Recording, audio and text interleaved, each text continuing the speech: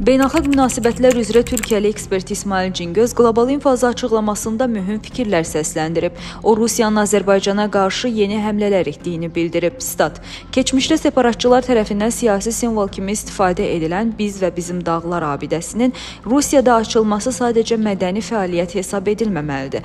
Bu addım Rusiyanın Cənubi Qafqazdakı tarixi təsirini tamamilə itirmək istəmədiyini və bölgədəki erməni diasporu ilə münasibətlərini davam etdirməyə çalışdığını göstərir. Moskva bu cür simvollar vasitəsilə həm Rusiyadakı erməni icmasına mesaj göndərir, həm də regional proseslərdə tamamilə kənarda qalmadığını göstərməyə çalışır. Statın sonu. Fransalı tarixçi, politoloq Maksim Guyen isə deyib ki, bu addım həm Azərbaycanı, həm də Paşinyan hökumətini təhdid etməyin bir yoludur.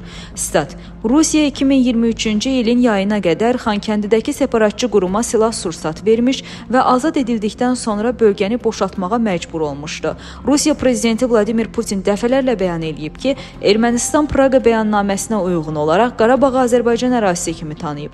Dolayısıyla deyir ki, Ermənistan hökuməti Rusiya ilə həmrəy olsaydı, bu baş verməzdi. Statın sonu. Fransalı ekspert qeyd edib ki, son dövrlər Azərbaycan və Ermənistanın qərb ölkələri ilə yaxınlaşması Rusiya tərəfindən mənfi qarşılanır.